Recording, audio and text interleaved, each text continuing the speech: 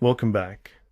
To continue where I left off with monotheism, this is further evidence that the Carthaginians practiced child sacrifice. Of course, their god is Moloch, and there has always been this denial that child sacrifice was practiced. But, however, this has not changed. The evidence has come in, and we now know that they were responsible for child sacrifice. Hubal and Moloch, as we've been discussing, seem to be related, may well be the same deity. The examination of the skeletal remains, the associated grave goods, and the stele in the Tophet at Carthage, and the comparisons of the burial practices suggest that the Phoenicians did indeed practice child sacrifice. Caitlin de Benedetto. This is her paper here, University of Albany, and analyzing Tophets. Did the Phoenicians practice child sacrifice? So detestable was the practice of child sacrifice in Israel that Jeremiah prophesied that the valley of Hinnom would become the valley of slaughter, Jeremiah 7:32, because there the Lord would judge and punish those who engaged in child sacrifice. And that's Claude Mariottini. Now, this is commonly used as a way to denounce the Bible, or to claim that God is evil because, oh my, he killed these people. I guess these would be people who are arguing for child sacrifice and dislike the fact that God decided, hold on, this is bad. I need to send my people there to stop this practice. I've been talking to them. I've been sending them people to, tell them to stop. But they didn't, so now I'm going to send an army. I guess these people would prefer that the child sacrifices continued. Now, the Sira are the Gospels of Muhammad. These are of a political nature, shall we say. They demonstrate what he did in a military capacity. Sira originally comes from the concept of war. So these are related to the wars of the Prophet. While they are promoted generally as the biographies, they're really the Gospels, but these are the military Gospels. The example of Muhammad here is political and military. Now, Mo was consecrated to Hubal. There's just a mention here of the Quraysh had an idol by a well in the middle of the Kaaba called Hubal, and notice it's by the place of Zamzam. So there was an idol by a well in the middle of the Kaaba called Hubal. That well is the Zamzam. So this would be technically the Kaaba in Mecca as we know it today, and Hubal was the main god of the Kaaba. Abdul Muttalib denied this, but was willing to submit the matter to the sacred lot. It's like rolling the dice. This is a way of prophesying, but they would use arrows. They were then given to the priest in charge of the divinatory arrows, which were thrown beside Hubal. Hubal was an image in the middle of the Kaaba, indeed the greatest of their images. Yeah, because Allahu Akbar, right? Allah is great, Allah is the greatest. He's the biggest rock, a pagan rock idol. It is that referred to by Abu Sufyan ibn Harb at the Battle of Uhud when he cried, "Arise, Hubal, make your religion victorious." This sounds rather familiar, so this idea seems to be very, very pagan. Islam seems to be borrowing from this pagan source. Abdul Muttalib was praying to Allah.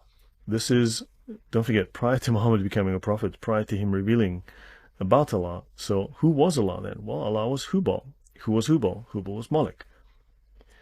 Then they brought near Abdullah and 10 camels. Well, Abdul Muttalib stood by Hubal praying to Allah. Fascinating. And he took them before Hubal in the middle of the Kaaba. The statue of Hubal stood by a well there. It was that well in which gifts made to the Kaaba were stored. Now, beside Hubal, there were 7 arrows.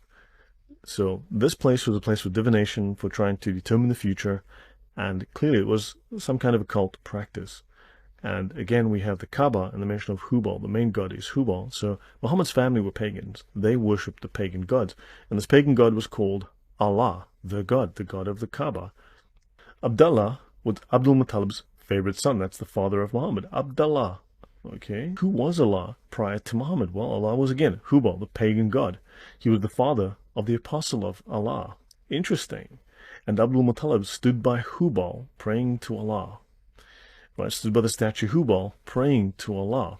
So this is the representation of that Allah on earth, was the statue.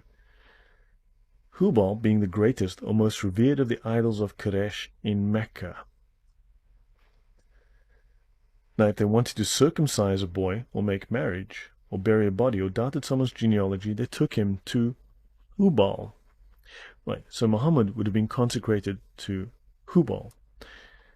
Abdul Muttalib took him before Hubal, this is Muhammad now, as a boy, as a young baby, in the middle of the Kaaba, where he stood and prayed to Allah, thanking him for this gift.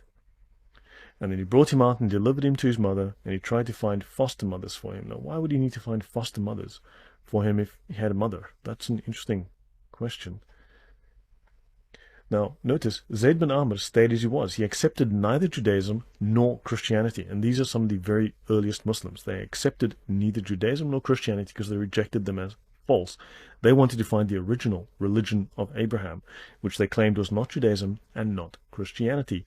Well, biblically, before Abraham became a follower of Yahweh, he was a Sabaean, according to the Jewish scholars. The Sabaeans we've just mentioned worshipped the religion called Sabaeanism, which was a copy of the religion of the Babylonians. It was the Babylonian religion, which was the worship of the moon god Makkah. And we've got all of these pagan links to this tribe that Muhammad comes from. He abandoned the religion of his people and abstained from idols, animals that had died, blood, and things offered to idols.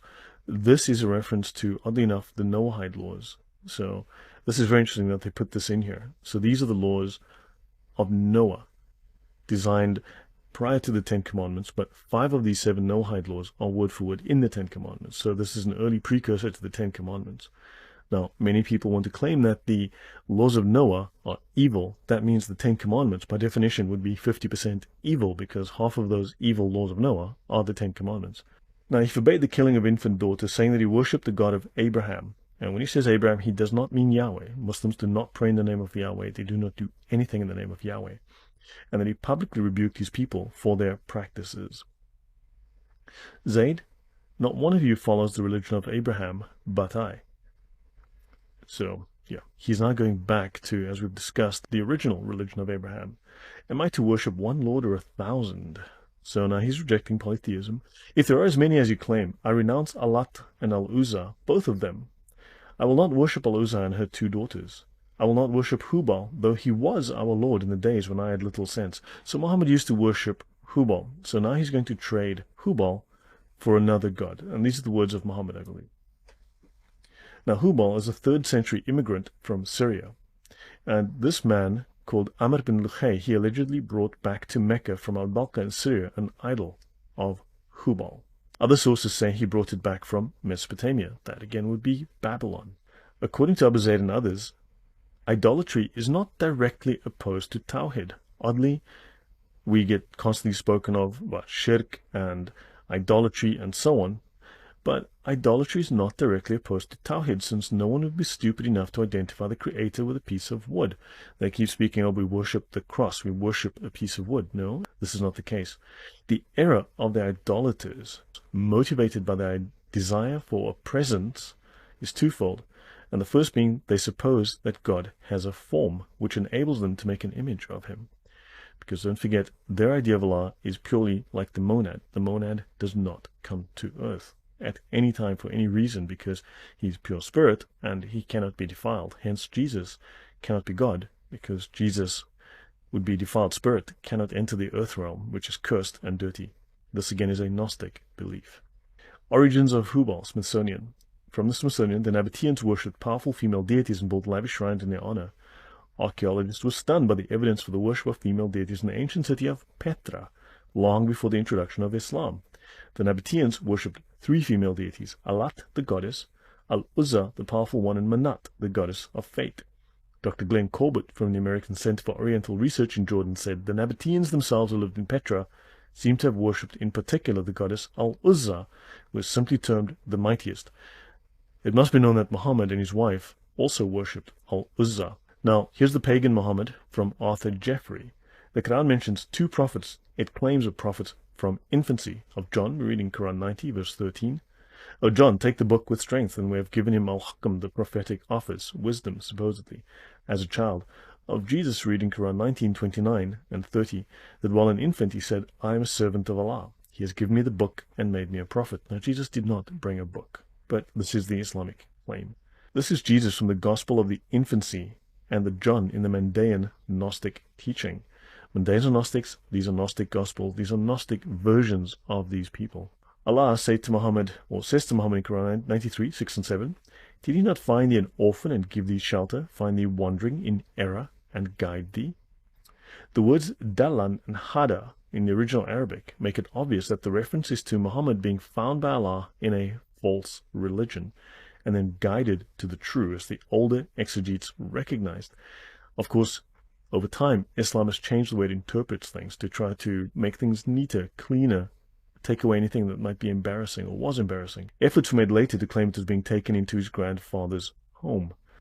Few details of Muhammad's domestic life with his first wife Khadija are preserved, but there is an interesting passage in the Musnad of Ahmad ibn Hanbal, which mentions their custom of evening prayer.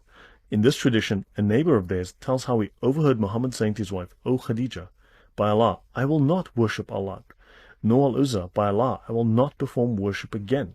But Khadija said, "Leave Allah and leave Al-Uzza." The neighbor adds, "These were their idols which they used to worship and then go to bed." Ahmad ibn Hanbal, of course, founded the Hanbali school of fiqh, so he's one of the mujtahids mutlaq, one of the absolute scholars, the perfect scholars, who cannot make an error.